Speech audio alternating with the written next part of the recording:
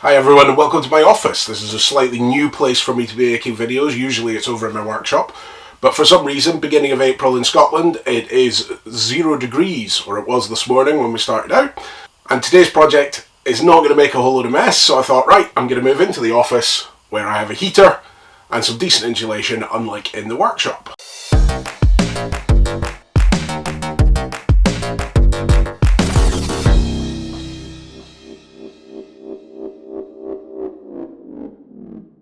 My wife and I have been married for almost 17 years, and I doubt there's been a single year in that time where she hasn't mentioned the fact that when she was little she got the original grey Game Boy and how much she loved that Game Boy. So I thought for her birthday this year I'd get her an original grey Game Boy with some of the games that she loves, do a bit of a refurb on it because it needs a bit of a clean up. So let's crack into the box and see what we've got. If we take a look inside the case with all the games falling out, we've got the Game Boy itself, we've got a screen magnifier, there's a firewire cable, and then all the games at the top end there. Okay, so this is the Game Boy itself, just having a look at it. We've got some scratches on the bottom there next to the headphone port. You can buy alternative cases for these Game Boys, you can get them in all sorts of colours. But again, I wanted to keep this as original as possible. This is about recreating the original Game Boy she had. One of the other problems you can have with electronics this age is the plastic going yellow, as you can see in this footage here. Fortunately, I don't have that problem with this one, but there is a process called retrobrighting you can do to clean that up. If you're interested in that at all, I would recommend the channel Retro Future. It's a really great channel and I've found it incredibly useful during the process of this. Lots of good content about handheld consoles. There's a few scratches to the screen surface there, but I know I can get a replacement of that, so that's okay. Back of the case is in decent condition, again a bit grubby, but nothing a good cleanup won't sort out. Inside the battery compartment, I need to check that we haven't had leaked batteries and corrosion all over everything. It does seem to be okay, it's a bit grubby. Looks almost like something might have been spilled in there, but it may actually just be general grubby marks from many years of being played and being stored. But the contacts all look in good condition actually, they all look very clean, which is good. What I want to do is open the cases up. I want to have a look at the solder joints inside, just check that all the solder joints are good. Yeah, but overall I'm very happy with that. So this is the kit I've got, it's from Retro 6 in the UK. Massive thanks goes to Al from Al's Hack Shack for putting me onto these guys. I was struggling to find anything in the UK. Could find loads over in the US, but I wasn't sure what was going to happen in terms of shipping dates and charges and things like that, which when I'm on the deadline anyway, didn't seem like a good game. So let's get this kit open, let's have a look and let's see what comes in the kit.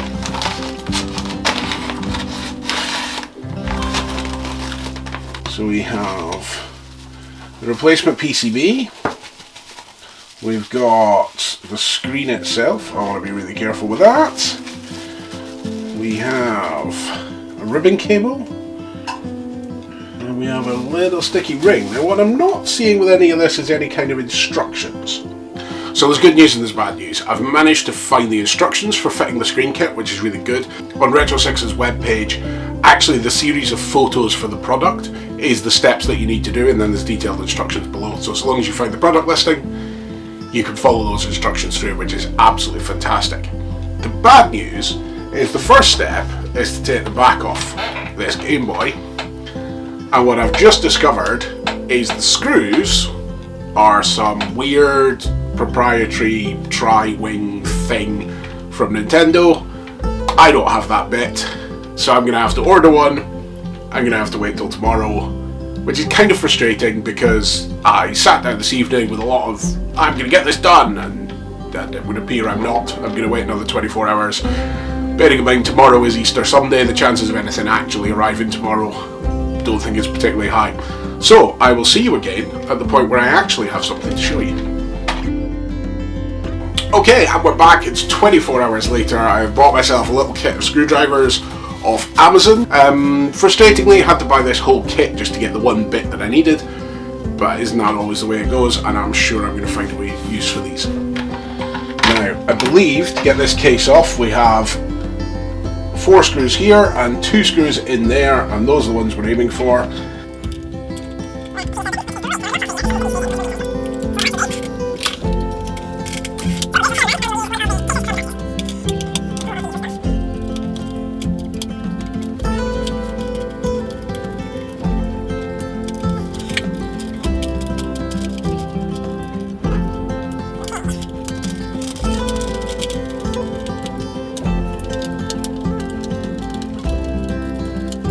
So what I need to do is take this board out. Now this is a different screwdriver, so actually completely justified in buying this entire set because I'm now going to use a second bit out of it.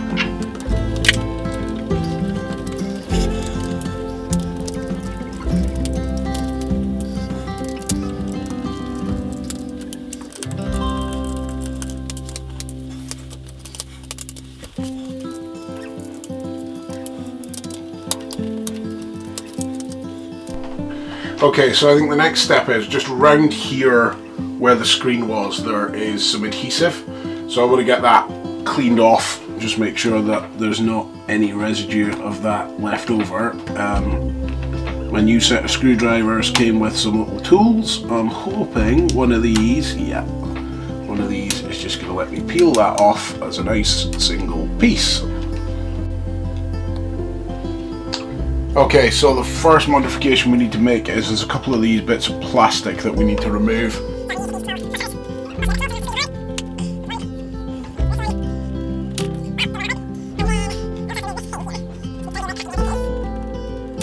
On the other half of the case here, I need to remove this little bit of plastic where the contrast button sits.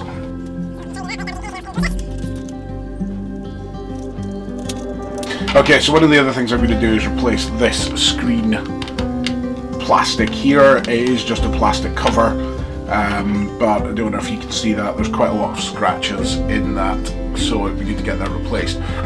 What I want to do is take this one off before I start mounting the new screen to the back of this, so that we don't run the risk of damaging the new screen.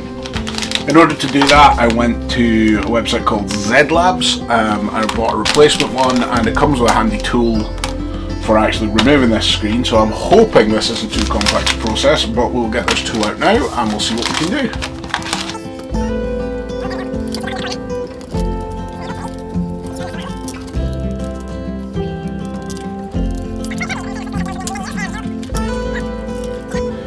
As you can see, there's some fairly crusty glue in under there, but we can give that a scrape off before we fit the replacement screen.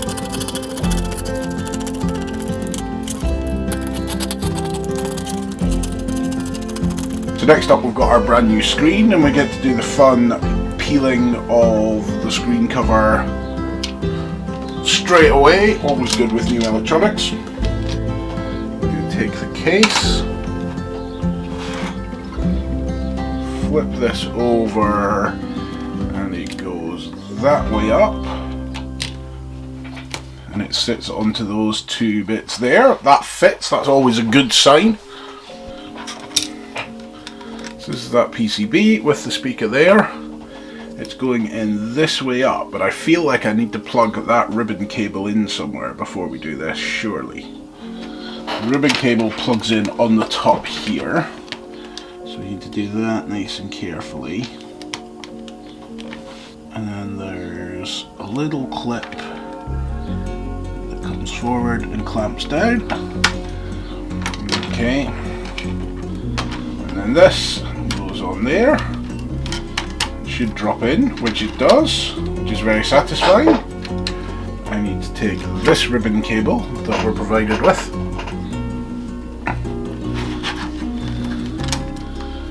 Slide that in there.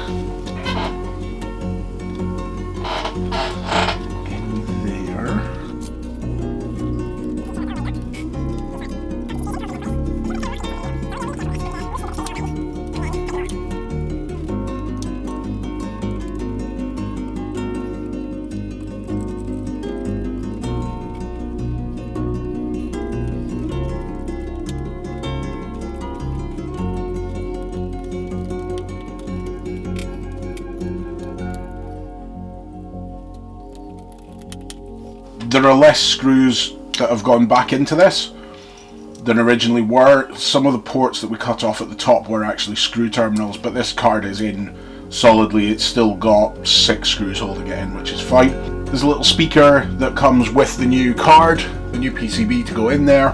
There's a little ring of adhesive that you just stick to the front and stick that in, but that's quite a nice little touch, means that it's sitting in there nicely, it's not going to move around.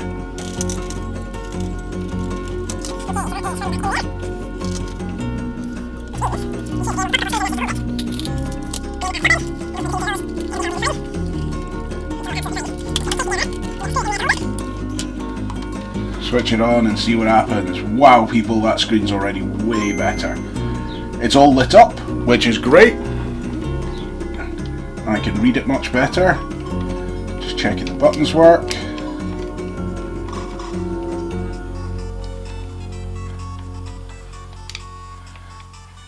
They do indeed, which is great. Look it round so I can change the main colour of the screen as we go through. Let's see if we can get back to the start. Try and remember where the start is. There.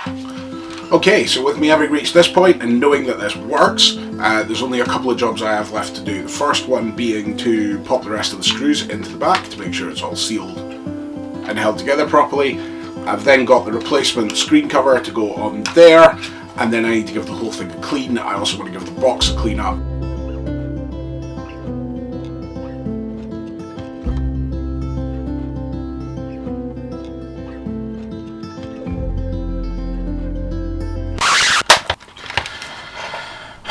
And I've just cracked it. Can't believe I've done that.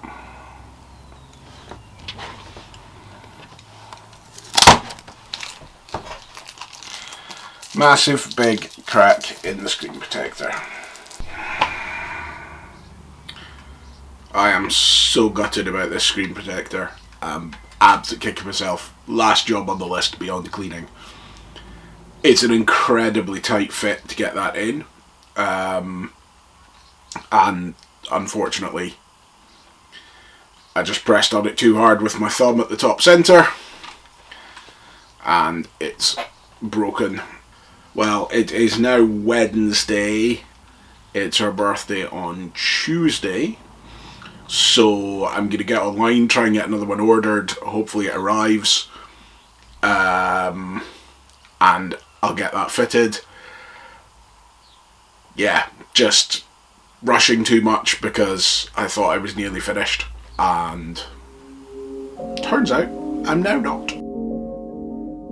Right, so it's now the day before her birthday. I have less than 24 hours to make this work, and the screens have finally arrived. I did order 2, so that if I stuff it up again, I'm fine. But fingers crossed I don't. Let's get this screen on the Game Boy, get the thing cleaned, get it wrapped, and then I can breathe.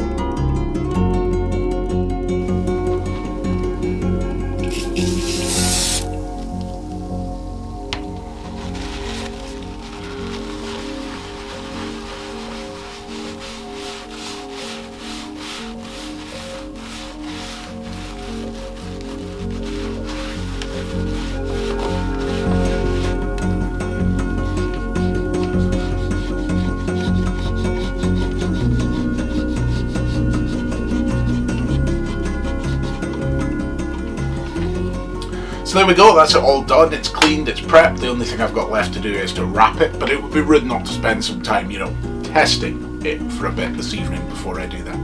Thanks for taking the time to watch the video. If you liked it, maybe click the thumbs up down below, maybe even consider hitting the subscribe button. I'd really appreciate that and trying to grow the channel. If you had one of these Game Boys or a similar handheld console when you were younger, why don't leave down in the comments which one you had and what the best game was. For Emma, the best game is apparently Mario 6 Gold Coins, but I'd love to find out what you guys like.